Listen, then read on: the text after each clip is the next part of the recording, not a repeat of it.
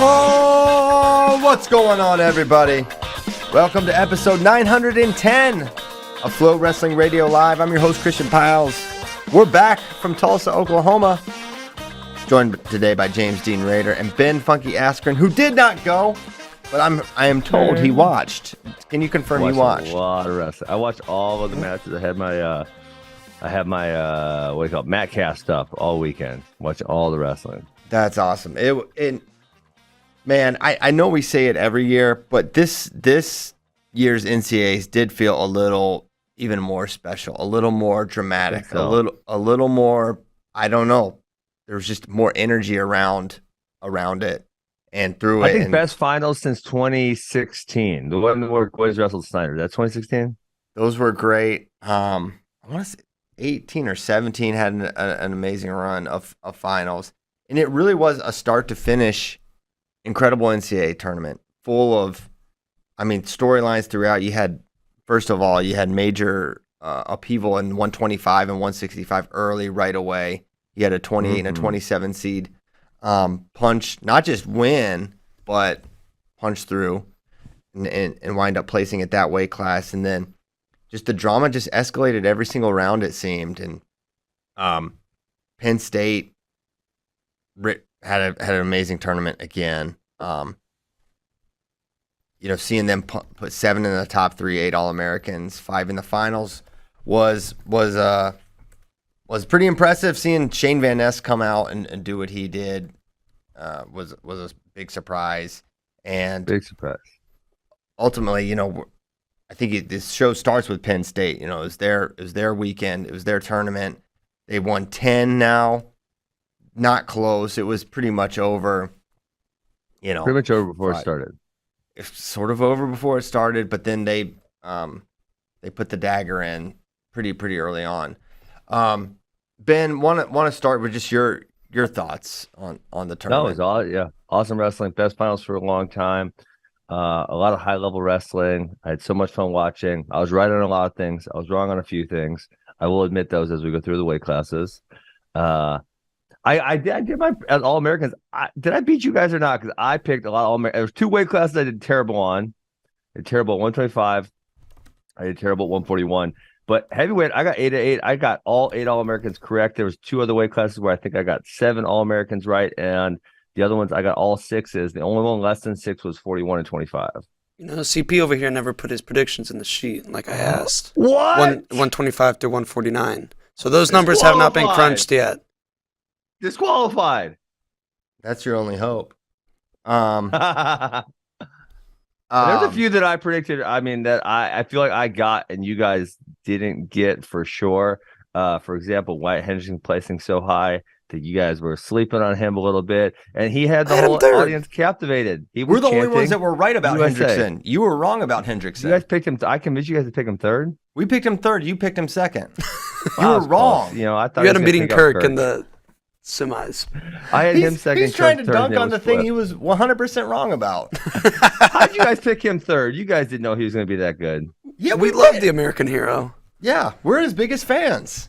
Stop, bro. You guys stop it right now. Listen, you played yourself so bad not being there. When they were chanting USA after he won, it was so insane. It was so loud. I should have been there on the floor just running in circles with an American flag. Pat Glory style. Getting them all juiced up. Yeah, it was awesome. Maybe next year. He did. He was definitely the fan favorite. He was the official mayor of Tulsa, duly elected mayor of Tulsa. They Bro, loved him. He pinned Cassiope and Davison. Yeah, he's ridiculous. And he put Cassiope on his back multiple times. Yeah. He's a freak. He is so good. Him versus Kirkfleet, that's the showdown next year, right? And didn't he come out and get the first takedown on Yes, Kirk? he did. Yes. And then a lot of tummy time. It was a lot of tummy time for him. And the other thing, guys, is how much better he's gotten, because that first year in 2021, he wasn't like really competitive. And then last year, we were like, oh, okay, he's really good. And then he kind of flopped a little bit at the NCAA tournament.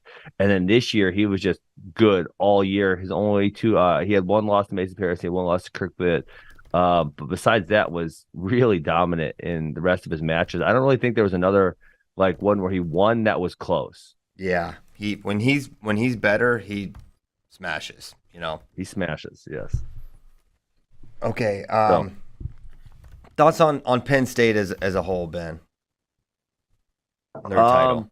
I mean, obviously they're the best. But I would say a little. If you're Penn State, a little disappointing. You know, there was that one stat that they were 30-2 in the last 7 years in the semis, and then they lost their first two semifinals. They lost two of the first three. So right in the first three matches, they lose as many as they lost like in the last 8 years. And then going 2-3 in the finals. I mean, obviously every other team would be enthralled, ecstatic with that performance, and yet Penn State very rarely loses that many in the finals.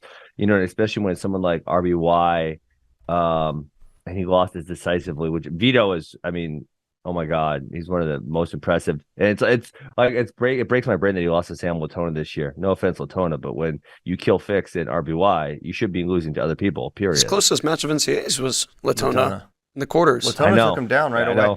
I think it's wild. Latona's length gives him problems. Talking just to people around the program, the circumstances around that duel, I think if they had different people around, I don't think he would have wrestled that match. They just didn't have a backup, so they had to have him for that one. And on top of the fact that Latona can wrestle Vito really well, I think we were texting about it afterwards. I don't even know if it was the final. I think it might have been after the Dayton major decision. He put it on Dayton. I mean, Dayton, I don't think had ever lost by more than 2 points.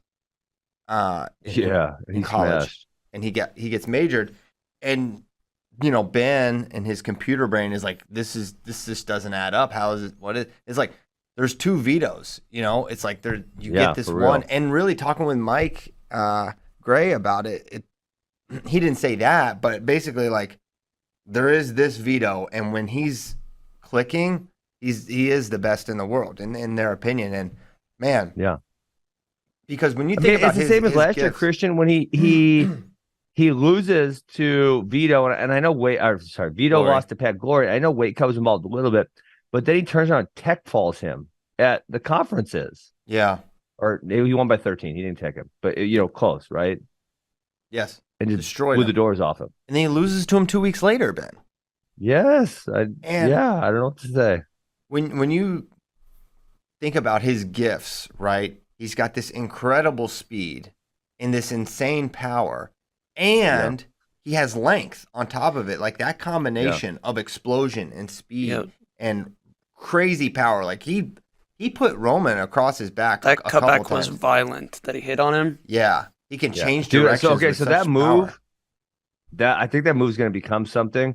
I actually watched Noah Certain did it too. I'm blanking who he did it to. Noah Certain did it to somebody about a month and a half ago, and I've been trying to get it on Mitchell when I wrestle him, and I just can't figure it out yet. I don't have it figured out, but golly, he hit that nice. It's when the leg's on the outside, and they kind of hold the armpit, and then they use their head as a prop, and then they attack the inside of the leg. But usually that cutback has been when the leg is on the inside, not the outside. So the current incarnation is a little bit different, and I think it's really good because you can wrestle out of it. If you don't get it, you can continue to wrestle as opposed to putting yourself in a really vulnerable position. But man, he hit that so well. Yeah, and it was the surprise of the finals to see Roman lose. Someone that just doesn't lose. But I will say, I thought coming into the tournament, Roman, no doubt. And then as it was unfolding, how much he of a almost lost to war Michael he had. McGee. I mean, Michael McGee, he's another one that 33 class. Michael McGee is so fast. He over wrestled that position. If there's a scramble with about 25 seconds left in the third period, and he over wrestles it. He passed his takedown. He was so fast. He went past where he needed to be, and then it let Roman back in the scramble, and then they went to overtime. Yes. And so after seeing that and just seeing what Vito did, it was very much in my mind that it could happen. I was still not ready to. I still thought at the end of the day, Vito is going to wrestle really, really well, and Roman is just going to find a way to win. And yes, he couldn't get out of the hole, and he had a guy that was matching his, a lot of the gifts that he brings to the table, and it puts the tournament in perspective too, like. To choose to be in the sport, to participate in it or to coach in it, like is to hurt, right? Because you're around Penn State just had an amazing tournament, and those coaches are still feeling, they're happy for the guys that reach their goals, but there's still pain associated with Roman losing and Max Dean going out 7th place. Like there's still like and Levi Haynes doesn't end up winning and Kurt Fleet goes down. Like as great as they are, like, and you see it across the board with all these teams, but even you got the apex of the apex, and it's still like, man, there's still some pain there with how the tournament goes out. It's such a crazy sport, man. Like Alabama wins it, national title. It's like it's just all wins. You could have the worst game ever. You could blow the game, and there's still everyone's partying, and then Penn State can put on this sort of a dominant performance, and no one's leaving fully fulfilled. It's kind of a crazy thing. Yeah, I felt like that's wrestling coaching for you. I know it's brutal, and man, I felt like Amy Askren all weekend long with these guys. Like I was so sad for so many people. I was, but like the simultaneous happiness for this guy that it went his way, and then like even Keegan's match, I was like, I was pumped that Keegan won. He's great, and then I was like immediately like bummed out for David Carr because he's such a great guy and good dude and amazing wrestler, and it's like, man, he won the first 2, and then Keegan just figured it out, and I'm sure that's baby. A source of great pride and excitement for you. How were you feeling going into it? Were you kind of similar emotions? Or I was a little nervous given that he lost twice, but I had thought that he had the recipe for this time, and I was, he nailed it. He did nail it. I mean, he solved a couple things. One, yes, the finishing was there, but more importantly, when David got to his legs, he was able to avoid getting finished on, which was something. That's really only one time though that he got there good. What do you mean? David only got to his legs like really deep one time. Yeah, so maybe the better point is like the head hands was improved. Don't let him get to your legs. Yeah. Which honestly, that brings up that tweet I sent you this morning by Adam Chiarpelli. I have been predicting this for a couple years now in my wrestling room, and that is that the scrambling is so good, people are not going to start. The next evolution is not finishing, but more attacking, where you don't get scrambled on. And that was kind of so. I'll read Adam Chiarpelli's tweet, and I feel you nailed it. I can read it. He said, "Okay, go ahead." Okay, sorry, I got it. Elite finishing is not winning scrambles; it's avoiding them. Defenses become so good that time is the enemy. The best are excellent at attacking and finishing without getting into prolonged scrambles. Vito, Brooks, Nino, etc. Yeah. So I think he nails it there. And so, like with Carr, Keegan is one of the most elite scramblers in the NCAA. There's no doubt about it. He's got a lot of weapons. He's flexible. And Carr was able to finish on him. So it's like, hey, man, you got to let him get your legs as few times as possible. Yeah. It was a great final. It was kind of like, man, that you got to end at 149. Yes. I was, how we were talking about like, what are they going to do with the order for finals? And now, if Spencer hadn't lost, I'm not sure what they were gonna do. But the plan was they were gonna jumble the weights and go like finish with like either 25 or 49. Oh, really? They were gonna have like the guys going for 3-timers in front of them, like Storace and Brooks. They were gonna and Roman. They were gonna do a bunch of stuff like that, like completely jumble it up. But then they thought better of it and. Not better of it. Well, it got changed when Spencer. Spencer lost, obviously, which I guess we should. I don't hate jumbling it up though. No, I think it'd have been great. It's not like UFC goes in some like order. Yep. But we went 16 minutes before getting to the number one story, the out of the NCAA tournament, the biggest surprise, the biggest upset. Is it the biggest upset since Gable Owings? It's up there. Spencer. We should actually make a list of the biggest upsets. One of the counterpoints I was talking about this. Everyone was watching the finals with me. Was the counterpoint is, well, Ramos did put him on his back a month ago.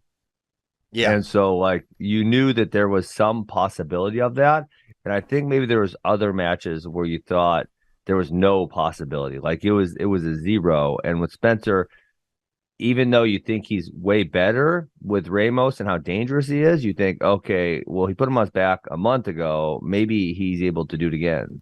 Yeah.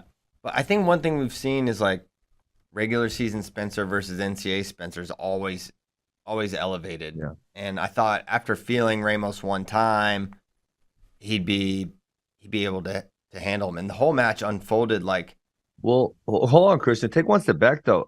I mean, Spencer, I don't want to say he struggled in the quarters, but he didn't bonus, right? Relatively speaking, absolutely, you could say that. I mean, he got turned for 4, and he almost went over a second time. And it had me asking the question again that we've asked for years with this guy. Why does he go under? When you're the greatest top wrestler. I don't know why he went down on that one. That was greatest not a top wrestler of a generation. Anthony Noto's best position by far was top. You go under, you pay a price there. He still wins, but why are you going under? But then, finally, he's down 4-0 to Ramos, and then he gets away 4-1 after the 2-2, and he takes top, and he gets a 4-point turn, rides him out, and like back in business. And then. I was still feeling going into that third period. I was like, this is still very, very much in the balance, right? There was no power to me. It was like, okay, he's restored it, and now it's good because you could just tell he wasn't 100% Spencer. There was some things that were not. He got to his single leg. Well, first of all, he was shooting his single leg a bunch and not his high crotch, which is strange. It's normally the opposite. So I thought that was. Do you think it was because Ramos was keeping more space, or you think is there another reason? I don't know. I don't know the reason. All I know is I'm just so used to him. We're so used to watching him shoot that high crotch to the other side, and to see him not just shoot the single, but almost exclusively the single, maybe entirely the single. That said something was like, all right, well, something may be up a little bit here, and he was sort of getting in, like he wasn't getting total shallow penetration, and he couldn't pull it in, which is another thing you're not used to seeing. So I could tell he wasn't wrestling the best we'd seen him by any stretch. Yeah. And then so going into the third, I know it's going to be in the balance. And then he gets that takedown. And then when it was 7-4, a minute to go, I was like, all right, then you're feeling like he's got it, because he may have even had riding time at that point, if not close to it. So he's up by a good margin, and then he ends up underneath on his knees for a while, and he just kind of didn't clear out of the position and let Ramos get this weird head pinch scenario and gets the pinfall. It was crazy. Yeah. The crazy thing is, we almost didn't even get that match because Ramos he barely beat Cornell. Ramos won at the buzzer, like 2 seconds left. He beat the buzzer against Trombley too. He was beat in that match. And late takedown there. It might have been in tiebreakers or something, or late regulation, was down by 1, got a takedown and won it. Same with Cardinal. Cardinal was winning with under 10 seconds to go, and he gave up a reversal. And then here, that was and he pins Spencer Lee, and it's just it was just a mob scene. It was crazy. I couldn't believe it when it happened, and I don't know what else there is to say about it other than whoa. The crowd went crazy, and then it was almost eerie at the start of 133. How about this though? How about this? What were the betting odds? What were the betting odds? Tell me the betting odds. This Spencer and Dayton both get bonused in the semis. How much money would you have won on that? That's like 10,000 to 1 or something, right? 100%. Oh my God.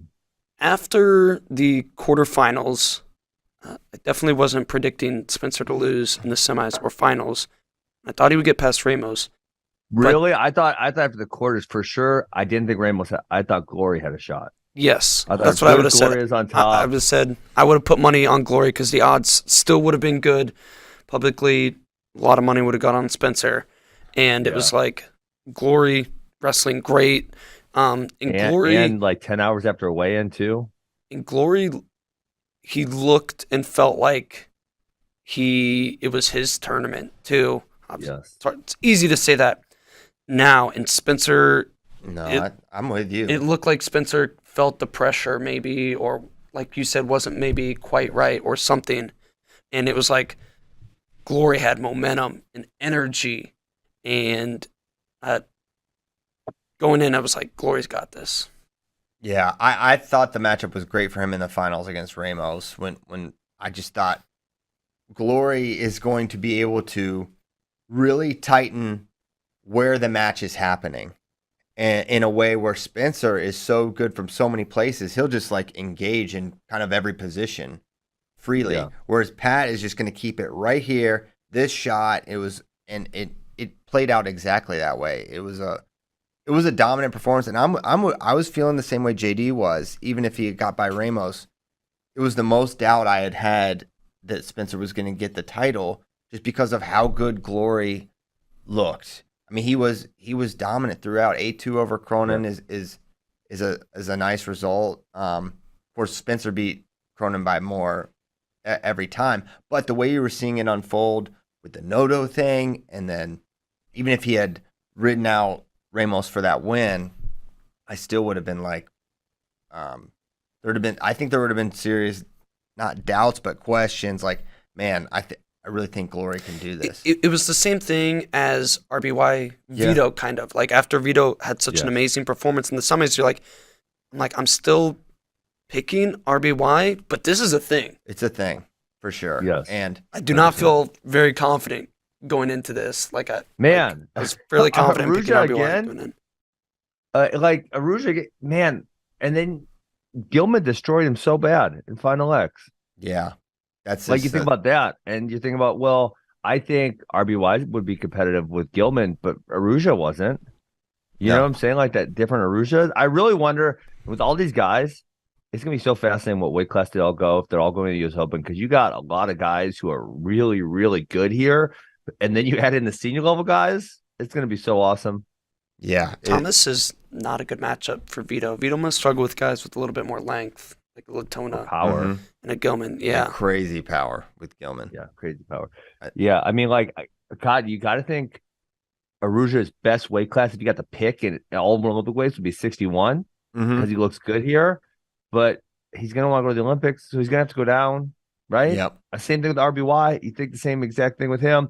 Dayton, you probably think the exact same thing. Dayton, I don't know. I guess maybe I don't know if we're on 33. Yeah. Dayton's had a regression. He lost to Michael McGee also, and Michael McGee is good. I think he maybe really should have good. had that reversal. But even still, I think it's overtime, right? Yeah. I just think I think with Dayton, it's like for a while, the only people he lost to in America were the uber elite, the Soriano, the Gilman, that type. And so to see him lose twice at one NCAAs, when obviously this would be the first time, right? The other times he's only lost once in the finals, and this time he lost twice. And I want to say, did he have one more close match that in the quarters? Was it competitive? Maybe Bird was 3-2. Bird, that one, yeah. I mean that. So yeah, almost a little bit of regression makes me wonder, kind of like what's up with Dayton. He wrestled tight all weekend. I thought didn't really open up. Did not look like the best version of Dayton we've seen.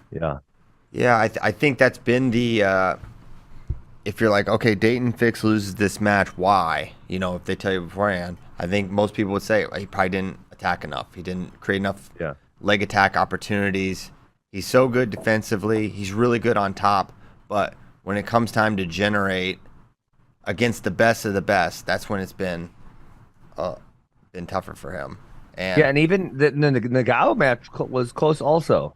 Very close. I forgot about that. I didn't get to watch that one because I was coaching, but I remember looking at it, and then I'm right now looking through the track thing. It was 0-0, and then Dayton is up 3-0 after the second period, but then Nagao got a takedown, and so it was 3-3, I think. And Dayton he got a penalty point for stalling and then a reversal to win. Yes. Yeah, so Dayton, he's got another year. It sounds like he's coming back. John Smith said he expects Dayton to be back. He hopes he's back, and he also expects to be back. That was a question Andy asked him, like, hey, what are you thinking? And when was the last time Oklahoma State took 18th at NCAAs? Well, John is just so candid. He's like, yeah, I don't know. I thought I was going to retire 15 years ago or 17 years ago, and I'm still here. 17 years ago, 2006. Yeah, Dang, he would have been young. yeah. He's like there was a real consideration there, and now I'm still doing it. And then he's like, shoot, they might they might can me, after this performance, which of course I don't think is realistic at all. But he says he's going to be back for next year. But yeah, I mean, Oklahoma State tied with Air Force. That's Yeah, just I mean, kind of a I crazy think thing to it's. think about. I'm sure the Oklahoma State people will hate this, but I mean, given their performance, it's hard to argue. I think there's something up in Stillwater, and they're still getting a lot of high level recruits, and a lot of them aren't really panning out all that well. And so I don't know what it is, the lifestyles. I mean, I hear things, I can't say that they're true or not true, or the training or something, but something is causing a lot of guys to not pan out. Yeah, now I will say, if you look at our expectations for them coming into this season, I don't think there was a ton of there weren't high expectations for this team. I mean, John Smith was definitely tempering expectations in media before the season started. Like, we really got to develop here.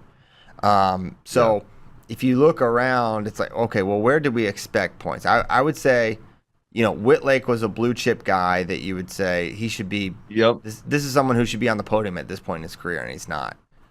He has been, but he's not now. Dayton, yeah, you for sure would say you would expect better from him. But beyond that, But hold on. Caden Young was a blue chip guy. Trevor Mastro was a blue chip guy who quit, or I don't know what he's doing. You have Plott was definitely a blue chip guy, and he actually All-American. Yeah. Wyatt Sheets has been an All-American previously. G. Feller has been close or competitive. Voinovich was a blue chip guy. So there's a lot of these guys who were Carter Young. I don't know if I said him, blue chip guy. You right? called him who are Caden really Young, good, but who we knew just what you aren't meant. panning out. What? You called him Caden Young, but we knew what you meant. Did I say Caden G. Feller then? Yeah, I think. Okay. You did now. Caden Young. If not, We actually have a guy who wrestles for AWA Green Bay named Caden Young. Good Greco guy, made the state finals. Lost to Ethan Riddle. Tough kid. tough guy. So that's probably why you said it. No. There was talent there. But I'm just saying, going into this year, you weren't expecting anything from Victor Voinovich. We weren't. Our expectations were not high. True. I would have said I think Victor Voinovich can be pretty damn good. I mean, guys, he was really good in high school. I remember watching him and thinking, okay, this guy could be really good in college. He had a good gas tank. Remember, he came back and won at the end of Who's Number One? Yeah, he beat. It was Vasquez. the one in Austin. Who did he beat? No, he beat. Oh, I'm thinking of when he pinned Vasquez at Who's Number One. No, he pinned Vasquez, but then the next year he came back and won in the third period with 2 takedowns. Yeah, I can't recall who that was. It was the against. one in Austin in that hotel because it was a crony year. But this guy, I think that guy can be really good, And did I think he was going to be a top 8 guy? No, but I thought he could be, really competitive with those best guys. Yeah. And maybe sneak in. Yeah. I don't know. Listen, I think it's a little revisionist. We were not expecting much from Oklahoma State this year. This year, you were not expecting 18th place. In October of 2022, we were not expecting many of those guys on the podium. You were not expecting 18th, though. No. Maybe 8 through 12, something like that. And yeah. Even that would be a little disappointing for Oklahoma State. Listen, it's disappointing, but I'm also yes. Let's not pretend we had high expectations for this team. Okay. Who's coming off the bench that's gonna get them some more points next year? Jordan Williams. I'm not saying they're giving points. I'm just naming people. Yeah, of course. That are good. But Jordan would be one. They have Christian Carroll coming in, but you think about their team. It's not going to be. It's gonna be tough. It's going to be tough. It's going to be another tough year for sure. Yeah. Because they lose G and they lose Whitlake and I think that might be it. Sheets also, yes. Yeah. So they got some doing. Yes. Okay, so we're definitely bouncing around as I assumed we probably would today. what else do we want to get Start to? at 25. I mean, you want to go back and just go through the weight classes? Or Yeah, let's go back through. Dissect this. Let's do that. I got my printed the final 25 we brackets actually talked a decent amount about, because we talked about Ramos's close match in both the round of 16 and the quarters. He was Cronin 3-2 also. over How about Provo. Ventresca? I mean, I'm sure you said you knew Ventresca was coming out of the 27, but he beat Steve-O and he beat McKee, and then he beat Barnett to All-American from the 27. Yeah, so I'll say this. I thought for him to get the 27 and land on Steve-O, I was like, that's a great matchup. I was excited about that for Eddie, but beating McKee, I didn't think so. But I mean, he lost in sudden victory to Cronin, and then he punches through against Barnett. It was a great performance by Eddie, and killing Cornell was definitely special to see him, finish his career with an All-American finish. Is he done now? He's done. He had surgery 27 days before on NCAAs on his other knee. He has a torn ACL in his, I think, left, and then his right one he had a knee injury there. So he was, messed up, but got it done. And as you mentioned, he was right there to beat Matt Ramos in that quarterfinal bout, and he beats Unger to place. And then him and Eddie scored I feel like the most points Eddie scored all year when he put 7 up on him to place. Yeah. Anthony Noto getting 4th. What a great job by him. I didn't expect him to place top 4 coming into this year, or even coming into the tournament. A lot of people dunked on his seed. He gets last laugh. We dunked. We are a lot of people. No, he had a tough season, and he beat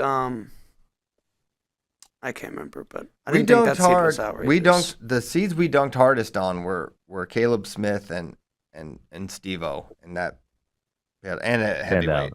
And all those seeds ended up playing out as we would have predicted. I mean, Steve-O had a relatively good term. He made the round 12 and lost to Courtney. That's not he did good. Terrible, but I mean, Caleb Smith got screwed because D'Agostino got upset first round too, so we had D'Agostino in the first wrestle back. Yeah, that's a brutal draw.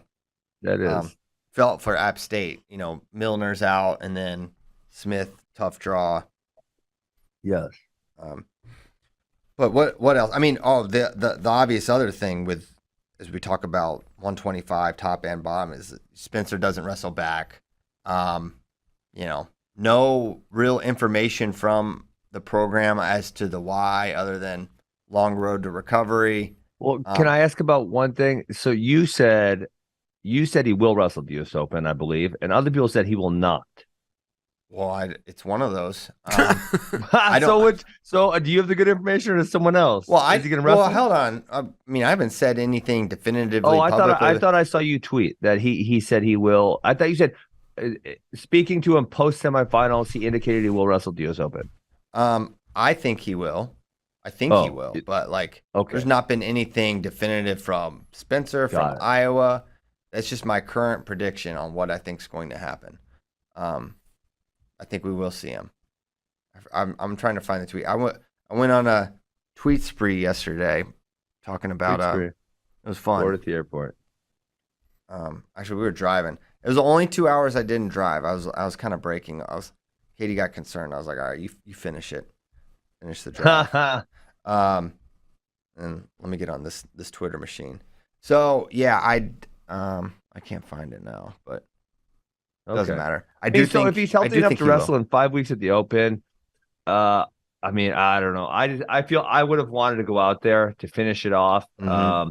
You guys, the one memory I was thinking about was, you guys remember when Dylan Ness just took the mat to default and kind of gave us a wave? He got a standing ovation. It was so cool. I mean, there's just something about going out on your shield that I love about the sport of wrestling and how humbling it is, and that you do the wrestlebacks. And I could say in my career there was one match I did not wrestle, and that was really it. And so I don't know. I think my last year in college I would have got upset by Eric Lucky in the semis. I would have been out there the next morning if you had to if I had a crutch out there, I probably would have been out there crawling around trying to win.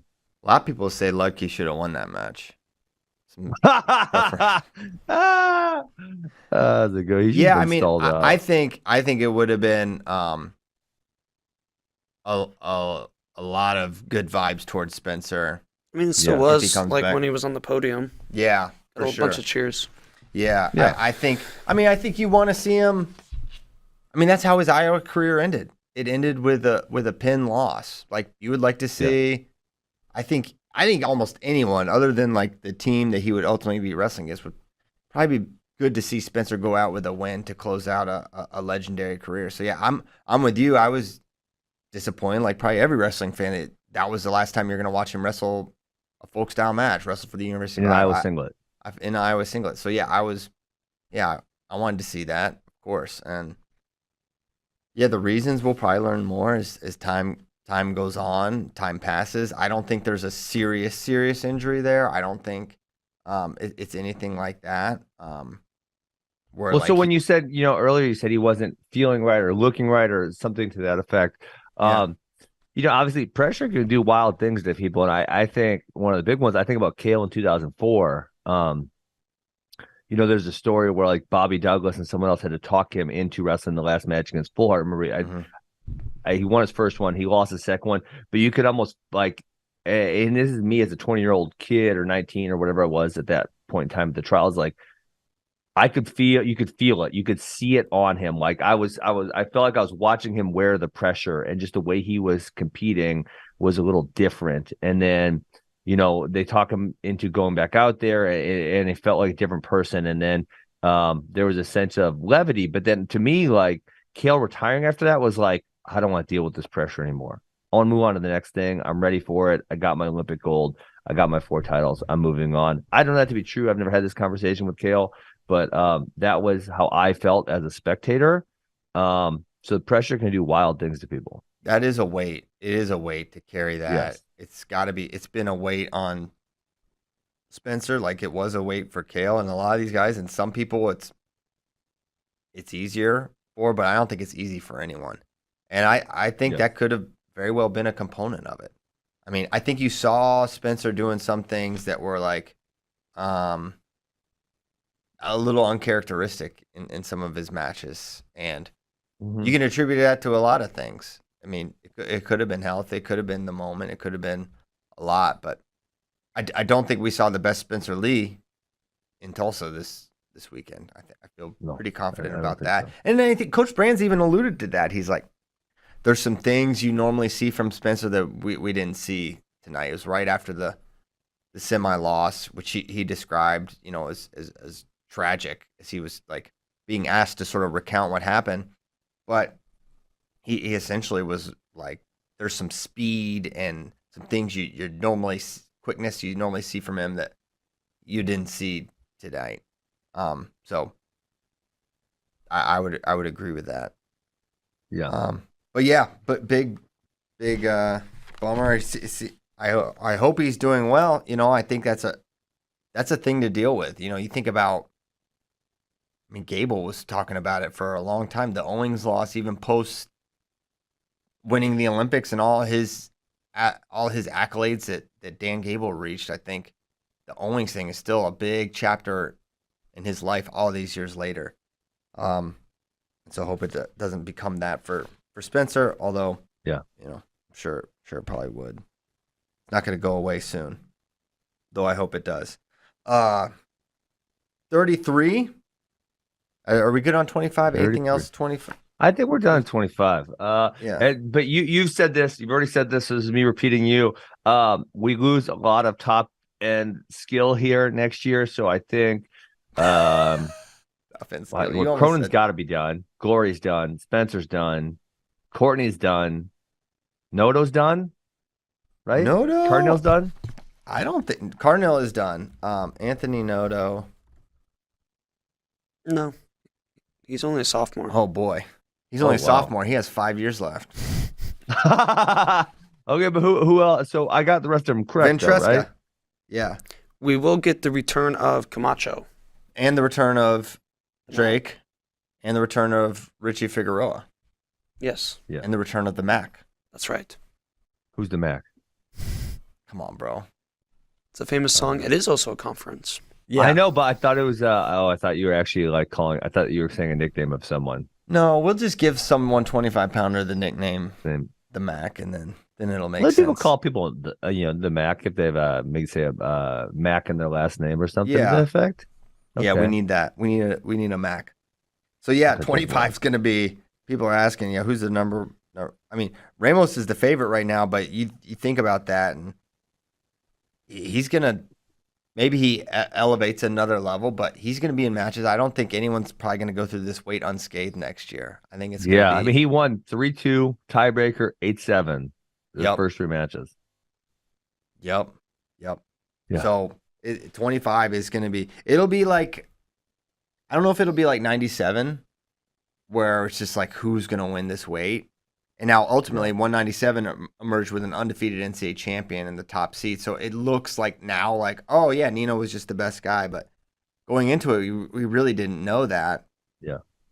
So yeah, 125 next year. I am looking forward to the how the different dynamics for all these weight classes. Vito is back. Did you realize that, Ben? I did know that. Yep, I knew Vito had 1 more year. So that's huge for, Cornell and the whole thing. So that's So, pretty 30, cool. How about 33? Who's back at 33? Let's see. Fix. So RBY's done. Fix got another year. Michael McGee's got to be done. He's He's around done. forever. Nagao's The back. rest of those guys are back. Nagao, Mendez. Mendez, Latona, and Arini are actually kind of young, I think. So 33 is going to be one of the tougher weights next year. I mean, it feels like it often is. And that's not to mention, Lucas Bird's back. He did not place. Oh, really? He's back? I thought he was actually done. Oh, well, I'm saying that. I think he's back. And then Cannon and Ragusan are probably done also, right? Ragusan, no way. Ragusan's definitely got Really? I feel like Ragusan's been around Bird forever. has 2 more years. Bird's got 2. Oh my I think, God, this feels so weird. I think Oh my- Dylan's got 2 as well. Oh my Also, gosh, these Bird guys have to, Bird's got 2 years use left. them. Because Bird Show some of redshirted them more. 2020. What? Bird redshirted 2020, and then 2021 didn't count, so he's got 2 years left. Yeah. Tough for Mickey Philippi. Bro, that was brutal. 4-time round of 12 guy. Like, 4-time blood round. Yeah. I talked to him afterwards. He seems like he was doing pretty well with it. Obviously hurting, but that's the thing, man. It's weird being there, and it's even weirder being in the tunnel, being around it. You feel like you just walked in on such a private, personal moment, but everyone's just around. It's like, yeah. but a dream has been crushed. Like, you would never be around for anyone else, for someone you really don't know that well. But then you're surrounded by true agony and ecstasy. It's like, listen, we know it's a sport, and we know it's like it's not life or death out here. But these are lifelong dreams and a lifetime of work for a lot of these people, and a dream unfulfilled. Like, they don't get what they wanted to do, and it is sort of surreal and strange. Like, you feel like you're not even supposed to be there for some of those moments. And watching Mickey walk off and seeing him walk down the tunnel and hearing his emotion, it's like, man, it's so brutal. Yes. But his impact on the sport is still going to be huge. He's going to get into coaching and have a huge impact on wrestling, bigger than an All-American finish can provide. So nothing but good stuff coming from Mickey Philippi. Yeah, for sure. Gritty performance from true freshman Jesse Mendez on the backside. Oh my God, for real. Some of those Hey, Okay, how about the hold on. Buckeyes? Yeah. they did really good. I kind of wrote them off. They did really well. But They didn't write back. Hold on. What? They didn't write back. You wrote them off. They didn't write back.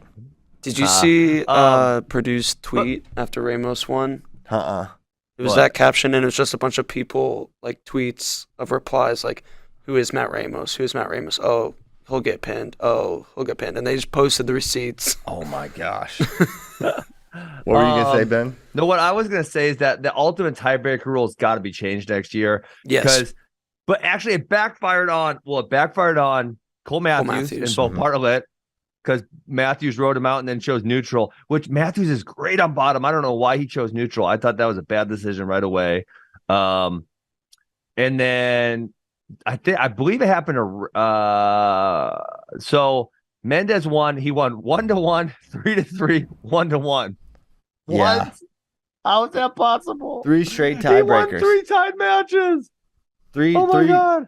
3 wins by criteria for Jesse Mendez. And I want to say the Bird match, which is the blood round, it may have been Regaton, but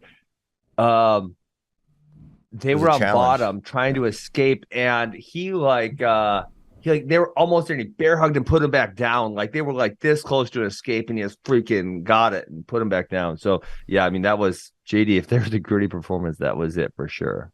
He was gritty, for sure, going through there. I mean, he was the 13 seed, and I took some exception with how heavily the Big Ten was punished for having a lot of really good guys in the seeds, but yes, it was a tough path for him, and he found a way to punch through.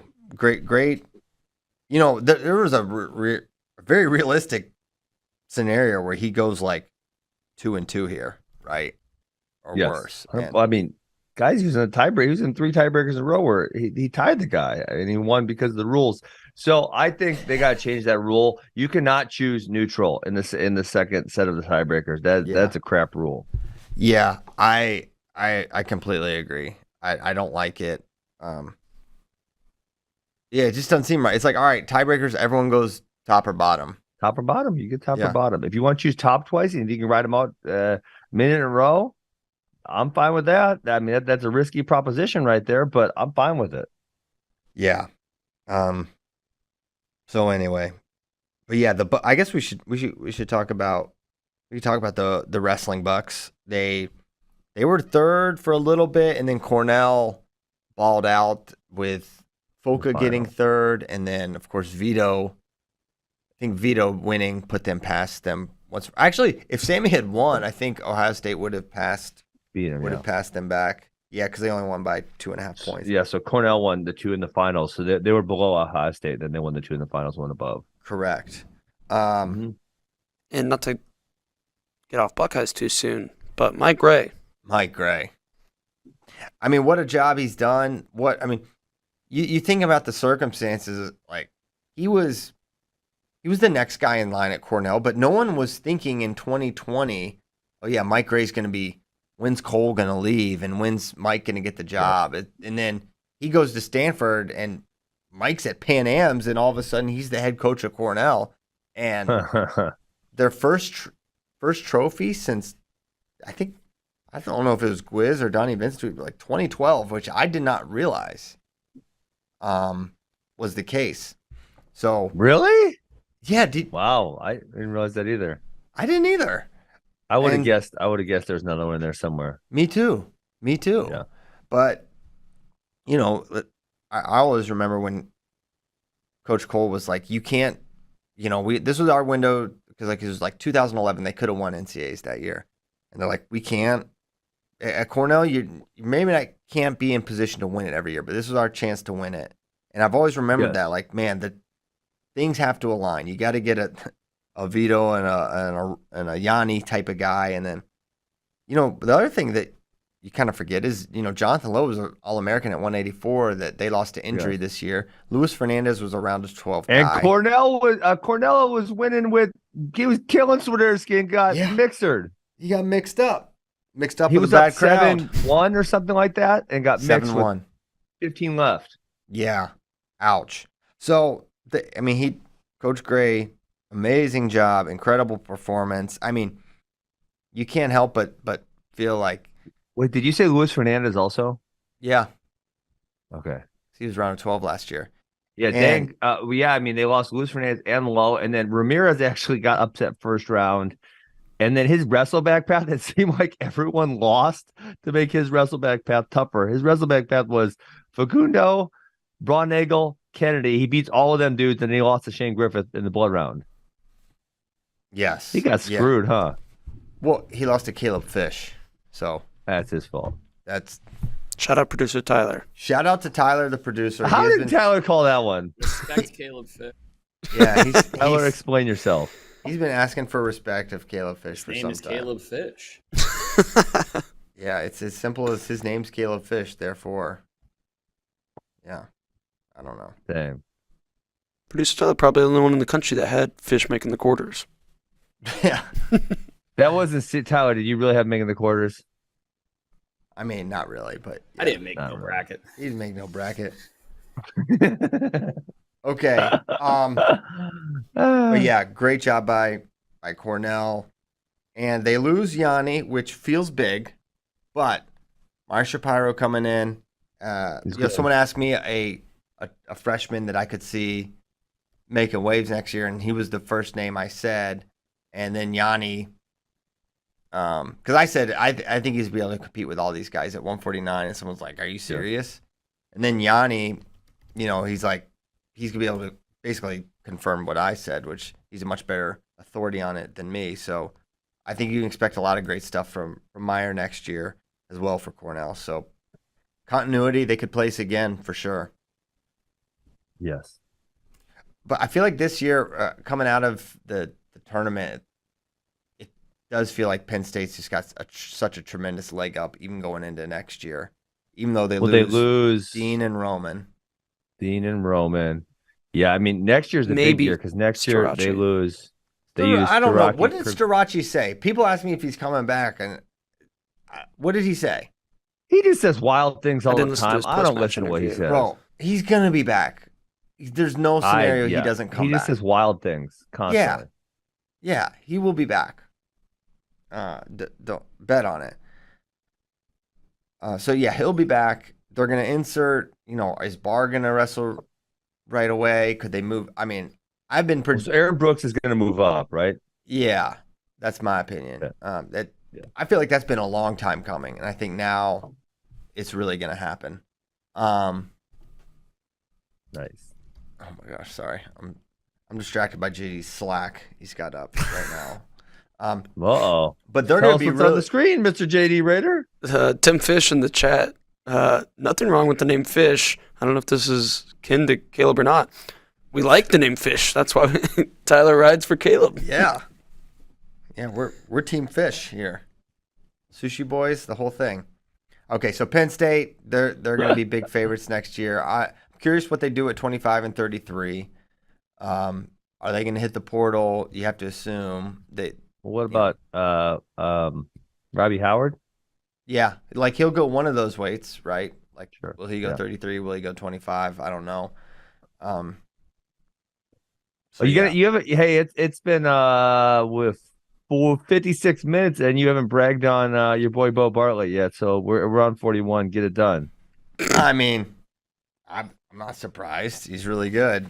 As I've told you, he needed to, what did I say all along? What did I say when you were dunking in 2021 and 2022? He's at the wrong weight class. That's all I ever said. Wrong weight class. Yeah. The guy's a national title kind of talent. And he almost lost in that quarter to Cole Matthews. Cole Matthews chose neutral. He should have chose bottom. I don't know what he was doing. Yeah, that was something. That was something else. But yeah, no, he's really freaking good. And next year, it's still going to be really hard for him to win this weight class because all Woods and Alira's back. We got to talk about this match right now. Freaking Andrew Alira's and Real That was Wood. awesome. That match. So the way the first period played out was kind of like how I thought, because I said, I think Real's going to win this. I thought he was just going to be a little more ready for some of the things he does. And then he gets on top, which I said I thought that would be the difference maker. And I was feeling like I really had a good read on it. He's riding him really hard. It's like, man, I don't think Andrews could get away. Then he gets tilted. And then Alira is... Uh-oh. I actually thought Alira shouldn't have chose bottom. Well, I would have said that. Now, I kind of think you have to there, though. He was not close. Why? He was not close on his feet. He was not close. Okay, so hold on. So you got essentially, let's go. He chooses neutral, and then we just assume that Wood chooses bottom, gets the one. We'll give him the 1 point escape easy, right?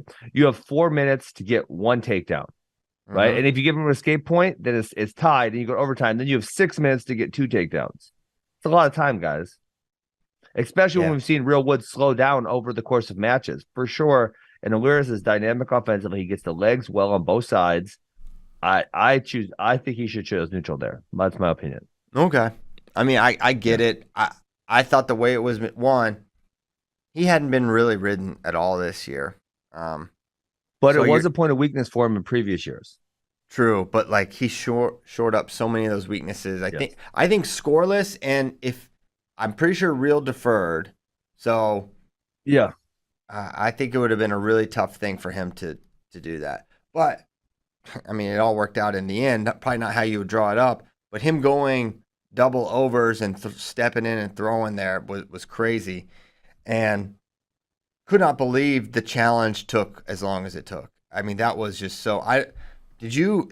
I don't know if you cut it up or if you look, but you know how long the challenge took, like in real time? Oh, it was brutal. I don't know, so long. It was like 10 minutes almost. Hold on. Can I ask a question? Because Christian, if I have questions about things, I ask you because you're supposed to know everything. And you don't, I'm pretty disappointed. I reject Christian, the premise. Has there been an explanation on what is taking so long? Like, are they watching it 500 times? Can they not get the video? Is it two people debating what's happening? Like, what part of this process is taking a long time? Because by the time they have the answer, we've watched it 27 times. Like, what part is taking so long? So I, not to name drop, but I was chatting with Kyle Dake about it. And I think he had talked to like one of the refs or whatever, and basically they just said, yeah, we just want to get it right. But to me, it's like, well, okay, yeah, we know that part, but At this point, I'm almost like scrap replay. honestly, like, yeah, that's how everyone feels. But why don't this should be simple, guys? This should be simple. so simple. You have 2 minutes. 2 minutes. That's it. Watch it. You get to watch it 4 times or 3 times or whatever. I mean, really, that one you could watch 7 times in 2 minutes. Easy. You could watch it 7 times. And then my other complaint about challenges would be they're very, very, very rarely overturned. I mean, there was a couple the whole tournament, and maybe it seems like I think in the finals there might have been 2 that were changed, but prior to that, it felt like there was almost none. Yeah, and I think it's rare you see near fall added. But really, all right, here's what's near fall is a simple thing, right? Are you on your back to the degree you have to be on your back? Yes or no? And then how long are you in that criteria? So there's clear points where he is on his back or nearly on his back. So the first thing you do is you watch it and you say, okay, was he on his back for about this period of time? Yes or no? Yes. The answer was yes. Okay, now you go back and you say, was that period of time 4 seconds? Yes or no? Then you just time it. There's a very simple mechanism to do that. I don't understand how it can take that long. I think it is more materially disruptive to the match to have a review go that long than to have a call than to have a wrong call. I honestly think that's true. I mean, if you have 10 minutes, Agreed. If you have a 10-minute period break in the middle of the match, you have completely altered the impact of conditioning on that match. Absolutely. That it's just it can't be like that. And that was not an outlier.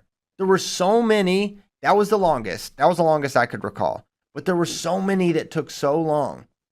Yes. There's got to be a change. They gotta. Man, I would be really nervous to get rid of replay because I feel like it can prevent a catastrophe. But why can't they just? I mean, it should feel pretty easy to systematize. You got 2 minutes or you got 90 seconds. You got something. You don't need to watch it that many times. Watch it 3 times. Watch it 4 times. Make your freaking call. And here's the thing. Here's the thing that doesn't make any sense about it. It's like they're making 1,000 calls in real time and just going with it.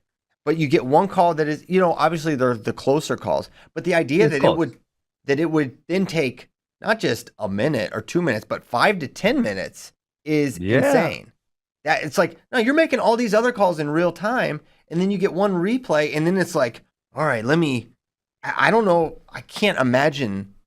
To me, I would feel the opposite. If I was a rep, I was like, let me get this going. Let me make my call and get back out on the mat. I would feel like I would be more compelled to be almost too fast on it because knowing if you don't have multiple angles, Christian, what are you watching again? What are you watching? You freaking watch it. You put it in slow motion, maybe. I don't know if they have that option. They should, right?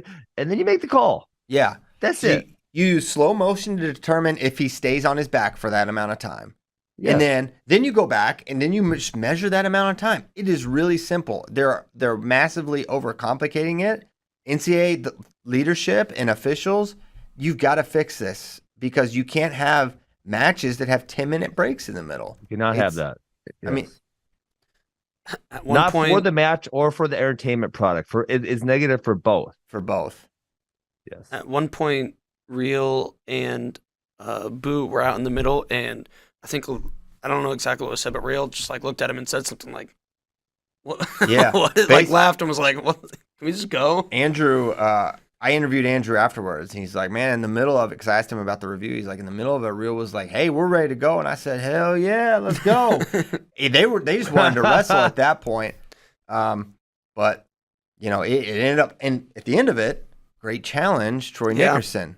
He was on his back for 4. I thought it was a 4 count. I Can did we too. at least maybe have a penalty for challenges for coaches other than just having a set number throughout a tournament? Because there are so many throughout the course of a tournament too. And I think I like the way UWW does it better, where you give up a point if you challenge, which I realize is tough, but sometimes we're hate just I seeing don't these know. bricks. Point, and it- in folk style, I think a point is too strong. I don't mind it. I could maybe go for a few less. Like, how many bricks did they get? I know it was determined by the amount of participants, correct? Yes. How many was it? For say if you have 10 participants, how many bricks do you have? I don't know. Oh, Christian Pyles, you're supposed to know everything. I just told you that. well, that's also less favorable to teams that just have a lot of guys, whereas teams that have one guy. No. And they're I on the believe backside, it's they a have number of nothing to bricks lose. per participant. I think it levels up. Well, I'm saying it's unfortunate to people on a team who maybe they're out of challenges or they have one challenge left, but they still have 3 guys going in the finals. I see Or what you're saying. something like that. Whereas one team is like, we're on the backside and we're just going to throw this because we can. Yeah. Yeah. Like- I just feel like a point in folk style is like that's a takedown. A takedown escape is a 1-point exchange, right? Yes. And so, man, that seems so valuable. Well, how often Listen, do we see these challenges and it's like, there's no way they're going to win this. They're just throwing this because they can. Yeah. Yeah. I mean, Because why not? I think that's a way bigger problem than freestyle. Yellow. Yes. There's way more yellow. Only bricks at the than- end of matches. Because in Okay. freestyle you get it every match. Every match has No the matter what. end. I mean, every match. It's like it's so disruptive because you've got Yes. you like end the emotion of the moment of winning for your yellow brick, right? I think it's way worse than freestyle. There's just as many. No? No way. No, there's way more challenges in Yes, freestyle. way more in freestyle. 100%. Now they're faster at it. I think that's a distraction from the whole thing. The replay is fine. It's a good thing to have. It's a very normal thing to have in a sport Yes. where the technology exists to get the call right. The entirety of the problem is the amount of time that these officials take in making a call.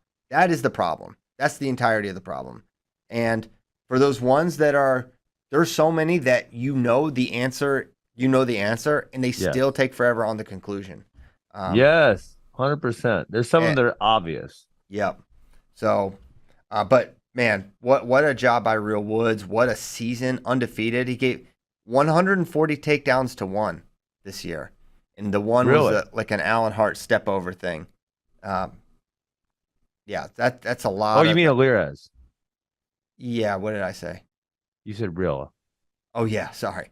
Alirez only gave up 1 takedown this whole year. It was to Missouri Tiger Alan Hart. Oh yeah. Alan Hart said I think he was 3-time round of 12. Lost. He was winning I don't want to say easy. He Yeah. was winning and gave up a couple takedowns in the third period to lose to Clay Carlson. Yeah, he got tired. Clay Carlson, long road back, but he gets fifth place. Yep, that was big. Yeah. So yeah, we almost talked about Ohio State, but it got shut down. What? I thought we did talk about Ohio State. Well, a little bit, but then you got stopped. What did we talk about? we ended How up did we get elsewhere. distracted? Well, we've been kind of running through the trophy teams. Romero was impressive. He came all the way back for third place. I did not see that one coming. And then D'Amelio also got in there after Whoa. having maybe not so great of a season. Not he was certainly written off this year. And I had high expectations for him coming in this year. I thought this is a guy that could definitely place. And then after the way his season played out, I was like, well, he's not. And he beats Cole Matthews in and the real wood match was good. Oh yeah. That was a Second good round. match. Yeah, I forgot about that. Yeah, he wrestled really, really well. Yeah, 41 was kind of funny because Phileas got in there too, and Phileas did not have a good year either. I mean, there was points during Phileas's year. I want to say he maybe lost a Zargo or someone. I'm like, dang, Phileas just isn't very good. Yeah, I mean, and Purdue, Andy wrote an article just about how close Ursuline was to All-Americans at different points. He's been there since 2014 and just had not been able to get a guy on the podium. And then he breaks through in the most dramatic fashion imaginable with 2. And they got, screwed like many people did with the Corona year. They had several guys seated in like the top 6 or 8, and that NCAAs doesn't happen. Schroeder, Coleman, I think might have all been Light, top yeah. 8. Well, listen to, I mean, so Phileas lost to Mackenzie Bell, Dylan Layton, Cleveland Belton, Danny Pacino, and Joe Zargo. And it's like, yeah, I mean, I just wasn't thinking, and Tom Crook wasn't in that highly of him. He really put it because he had a good Big Tens also. Yeah. It's funny too because Purdue had a very not good dual season. Yeah, they lost to Maryland. Yeah. They They really struggled. As we've mentioned, the NCAA tournament is not scored in dual fashion and nowhere close to it. It's really about having a couple of really good guys. Yep, and that's what happened here. And he punches through. So great job for Coach Ursuline and company in Purdue. Very strong performance there. Bartlett got 3rd. Lachlan McNeil, heck of a tournament. Yeah, I didn't know he was that good. Heck of a Also, I mean, he was another guy who had way better tournament than he had a season. I mean, he went 6-4 with Alirez. He beat Cornell in that second round. Yes. And then on his path back, he beat Malik Hines, D'Amelio, and then he beats Hardy, which was probably his most impressive victory, is the best opponent he beat, I would say, before falling to Bartlett. Yeah. As you do. Yeah, I mean, that's another guy, Christian. Hey, you're going to love this stat. But in the Southeast Open, he lost 2 matches. He lost to Girardi and Crook, both at Virginia Tech, and then loses to Cole Matten a couple of days later. So, I mean, another guy where you look at him at the beginning of the season and you thought, oh, man, he's not very good. And then he looked awesome at the NCAAs. Yeah, you really can't overreact to a lot of this stuff. I mean, how many guys had great tournaments that you're like, oh, man. I mean, Clay Carlson was one for me. It's like, yep. Coach Hahn, what's going on here? And then it's not like you really saw it at Big 12. You're like, okay, here he comes. Here comes Clay Carlson. No, not at all. It is unpredictable. Hahn, another coach that deserves a lot of props. Oh my gosh. At South Dakota State, getting a finalist and an All-American in Carlson. And they had some other guys in the round of 12 as well, Swinson and DeVos. Can I tell you guys a real quick funny story? It has something to do with South Dakota State. Of course. I got a parent at my club, and he's a Iowa guy from Iowa, loves Iowa, always wears his Hawkeye shirt, right? And so he comes in yesterday, and I said, "Oh man, how sad were you on Friday night?" And he unzips his jacket, and goes, "Yep, but my South Dakota State guy won." I said, "That's right, Sloan, baby." He lost in the finals. Yeah, but he made the finals. I was drinking a lot. He thought he unzipped his jacket. He goes, "Yeah, my South Dakota State guy won though," and I'm like, "No, he didn't." And he's like, "Oh shoot, I was drinking a lot." Well, they tricked him because Pitt now has the same colors as South Dakota State. That had to be the case. I was dying. Yeah, that's hilarious. Hey, speaking of that though, NCAA Finals, Christian and JD, we had Princeton, Cornell, Northern Colorado, Cornell, North Carolina, Missouri, Penn State, Pittsburgh, and Michigan win. That was pretty cool to have Ivy so many League different had as teams many as the Big represented. Ten. That is crazy. Incredible. Yeah, not something you really can win anywhere in wrestling. Yes. You see it all the time. It's really cool. Yeah. How much would you have won if you bet the Big Ten only has 3 champs? Yeah. Because that's crazy. because you're feeling really strongly about the first two weights. Spencer and Roman. Yeah. And you're And then thinking you they feel can win reasonably well about 41. 41. You're thinking they can win that. I mean, 57, you got to crack. Got a good crack at it. 65, they probably knew they weren't going to win that one. But then 97, you feel, you got Max Dean, who maybe wasn't great. And you got Warner, you got a few shots. And then heavyweight, obviously they won that one. JD, is it your birthday? Yes. It's your birthday? It's his birthday. Happy birthday, my JD. Thank you. Hey, I don't want to tell you how many people are watching on YouTube right now, but it might be the mark of the beast. Oh, no. Uh-oh. Everybody drinking Monster? 420? That to me is the devil's number. Happy birthday to JD. That's why so many people are tuning in just to send How a old are well you? wish. 23? No, 26. 26. Elder statesman. Someone told someone who was it? It was a Virginia Tech fan. He's like, "Hey man, love the show. Thanks so much. Blah blah blah. Tell JD his mustache is awesome." I was like, "Oh, I'll tell him." People love the mustache. Ben zoned out. He doesn't even know what I just said. Okay. No, you said something about Jay's mustache, but you're average. You're on something else. Yanni gets it done. I mean, can we talk about the fact that Yanni was losing in the third period to Shane Van Ness? And like, let's talk about Shane and Van it got Ness, hairy 'cause- against Miran as well. yeah. Yes. But Shane Van Ness, I mean, like, okay, so we talked last year. He didn't have talked before and said no You good can wins. dunk on us, Christian. And then first round, he's down 8-0 in the first period. He's down 10-3 with like I'll go look, but it wasn't a lot of time left. A minute and something left, and he just made one of the Millers from Maryland just die. They just fell over. It was ridiculous. It was. Let's see. So he got his first takedown. It was 9-1 into the third. 9-1 going into the third because the takedown. He gets a second takedown to make it 10-5 with a minute and 27 left. And then, I mean, Miller just literally fell. He was still winning at the time of the pin. I think it was 12-9 or something to that effect. Crazy. Yeah. I mean, his pace is a real factor in a lot of Yeah. these. If you look at how and when he's winning the matches, I don't fully remember Pinheiro. He was just kind of all over Pinheiro, truly. Yeah. But then the Rooks match, he was down big, and now he gave up the first three takedowns in that one. Rooks was picking him apart, and then Brooks was picking him apart for sure. he went crazy. And then he gets the takedown on Yanni in the third. I mean, he's so smart finishing. Yeah. He gets on the single leg, and then he cuts head inside on the knee and circles and gets the finish there. And then Yanni's like, all right, let me go ahead and win this match. But, yeah. So I still have mixed feelings because on the one hand, it's like, oh my God, this dude just took third at NCAAs. That's really like, wow. I didn't see it coming. That's impressive. And on the other hand, you were losing bigly to Graham Rooks and Ethan Miller going in the third period. And on the Like, I don't know if yeah.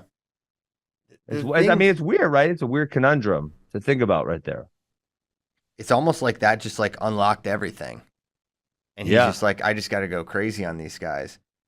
You see runs like this at NCAA sometimes, but yes, someone with Shane's season who had the amount of opportunity he had to like sort of make a mark and just to not have like a real data point that says this is coming or he could do it.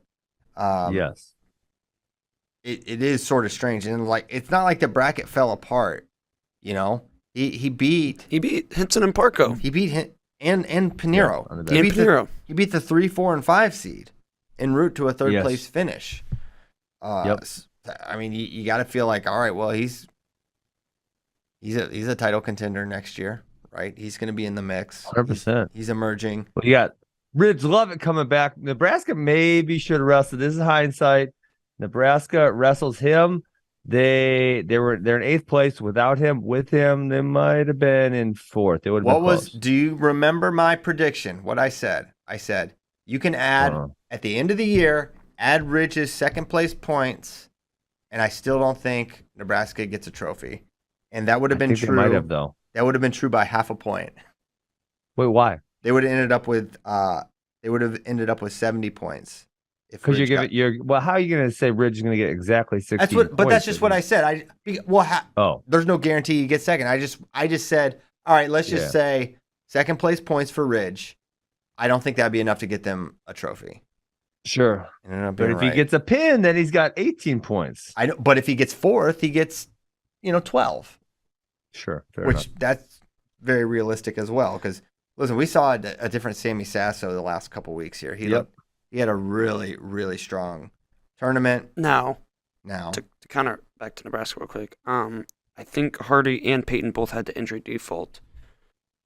Suffered injuries and had the default on the backside. That is true. Well, Hardy was losing, I believe, at the time of injury, and I didn't see how Rob got hurt. But yeah. Now that doesn't change what the outcome, the points, but right.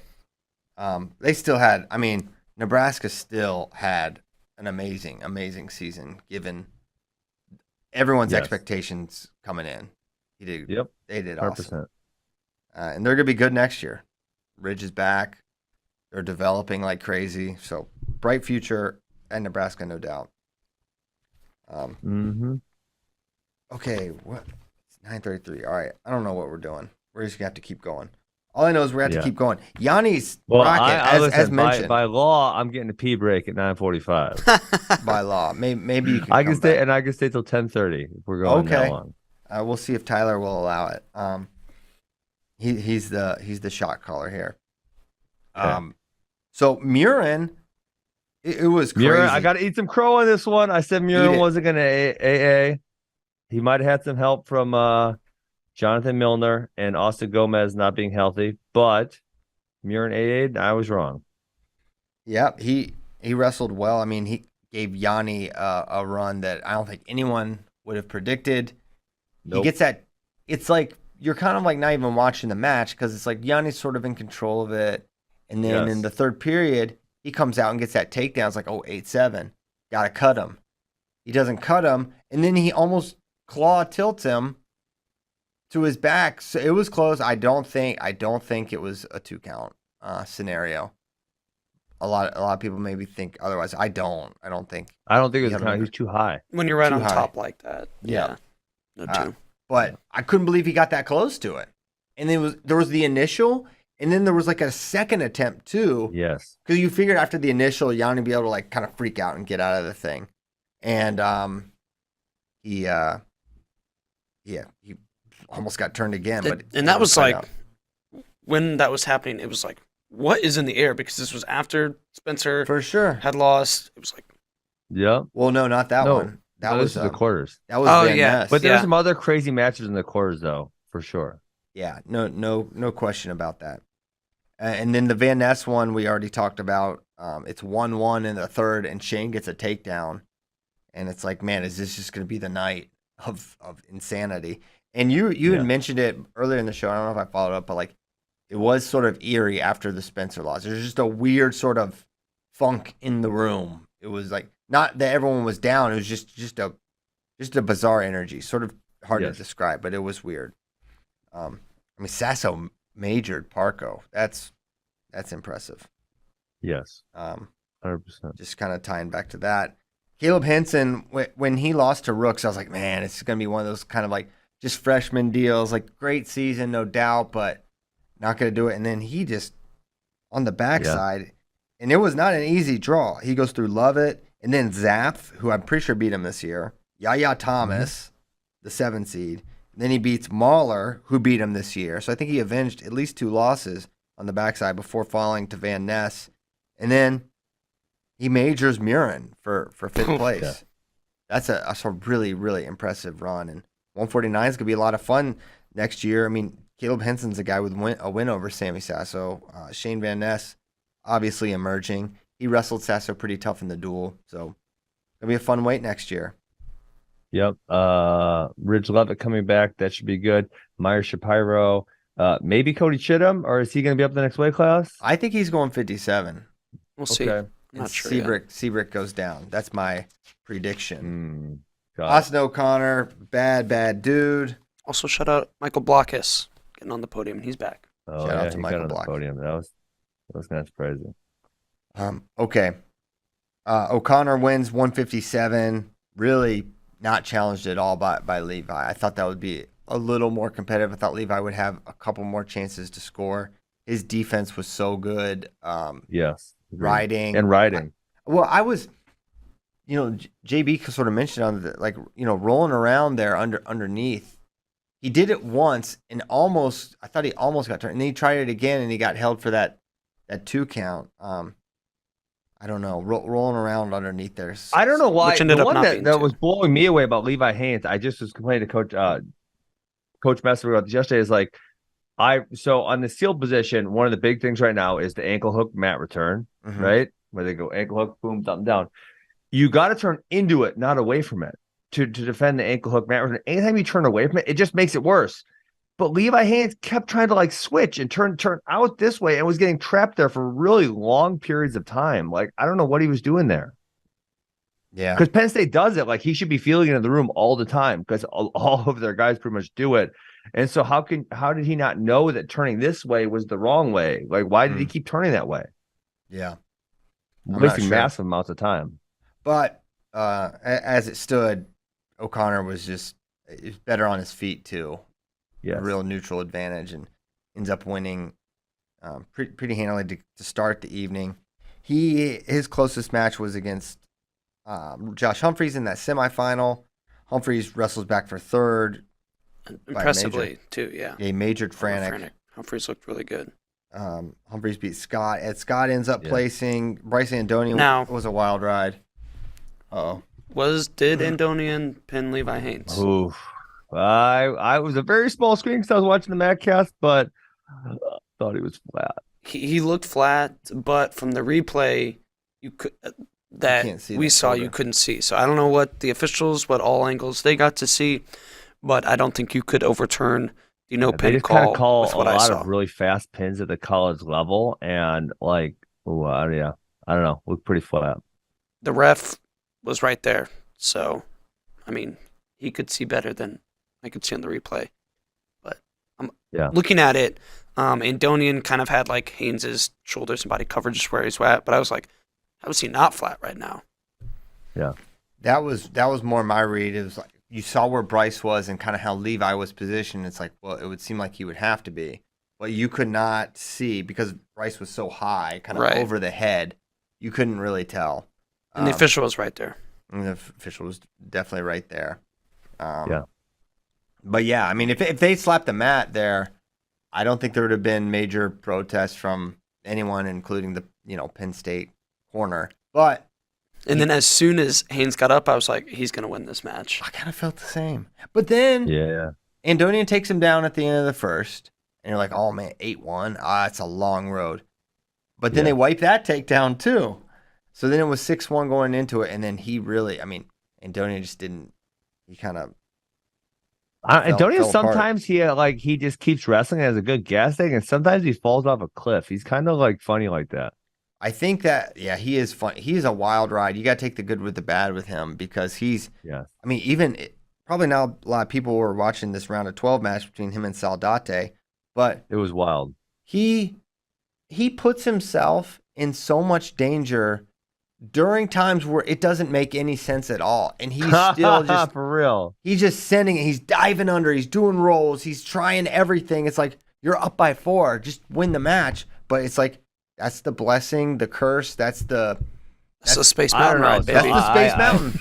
I disagree with you. I disagree with you here. And this is a coach's job. And I know Virginia Tech's got some good coaches, but your job is to help your athlete play your strengths and negate as many of the deficiencies as possible. And so if one of your deficiencies is decision-making, you got to freaking lock in. Bryce, we can't have you doing shenanigans all the time. Lock in, bro. Let's just the good things, not the nonsense. Cut it out. This costs you so much. That's what are we doing here? Yeah. I'm with that too. I'm with it. I dare say there have been conversations. I assure you. You had a plan? I assure you that it's discussed with Rice and that staff. I did not see how he got pinned by Scott. Man, he kind of. That was another one. He was winning that match too. He was winning. Yeah, and it kind of like Yes. I don't want to say rolled over, but listen, they beat NC State versus Virginia Tech is like that is the One of the best rivalries going right now. They want to beat each other so badly. And to roll over and give up the fall there, that almost was the difference. If Hidley beats Romero, NC State beats Virginia Tech. Yeah. It was on a razor's edge who was going to win that one. But Andonian was up 6-2 after the first period, and I remember because I was watching the Madcast, I remember thinking, oh, Andonian always kills Scott. He's already up 6-2, and I didn't even pay any attention. Then I remember seeing this guy get his hand raised and thinking like, what? Wait, what the heck just happened there? Yeah. 100%. How about when Latona beat Orini on the backside Yep. and raised the roof on him? I asked him about that. I got a cool interview with him and Eddie. Basically came off the mat at the same time after finishing 7th, and that was a really cool moment. He talked about. He's like, they're, that's our rival. We got to give it back to Hidley after him doing it so much to us, and so yeah, that was really, it is really I think it is probably the best rivalry in college wrestling right now, bar none. And both teams finished in the top 10. They had strong performance. I think both teams left some points on the board as well. The big question is, Mackay, is he going to return for his 5th year or whatever? Wait, Mackay's got another year? Yeah. But What? if he wants it. Is that still up in Want the it air? or what? It's up in the air. I think it's up in the air. Who knows? Mackay may have already made up his mind he wants to do it. Shout out to Austin O'Connor. I'm excited to see I think he's a factor at 70 kilograms. I don't know if he's ready to beat Zane Well, I thought or he was going anything. to fight. Oh, he's just going to start fighting people? I think he has said that. He doesn't look like That's the what he type. said. Okay, I didn't hear that. Well, even better. I swear, maybe. No, I'm Maybe not the saying. Instagram I post. mean, you probably heard. Oh, I thought it was an instrument. Maybe I definitely saw it somewhere on social media that he was going to fight. Hey, it's my mandatory pee break at 9:45. I'm gonna go take a pee. I will be right back, and then we'll keep rolling. We can't go late today. We can't go any. We can't go We any. can't go over. late? We can't go another 10 minutes. Another show in the studio. What show? We can't get through the rest of the tournament in What kind of 10 numbies? minutes. What kind of numbies this other show doing? Anyways, Yeah, we're only at 157. We didn't even get to talk about Keegan O'Toole. we're gonna have to split it up. Tech-fold Carson Karchla. Tech-fold him. Oh my gosh. What, Tyler? We're gonna have to do. Uh-oh. He's got to roll. All right. Oh my goodness. We're gonna All right, give well, the rest of the weights the full show they deserve instead of the quick rundown. That's anyways. fair. That's fair. Yep, that's fair. Half the weights today, half the weights on Wednesday. Just like the preview. Fine. Yep. Stop pouting over there, Christian. I can pout. You were pouting. I can pout.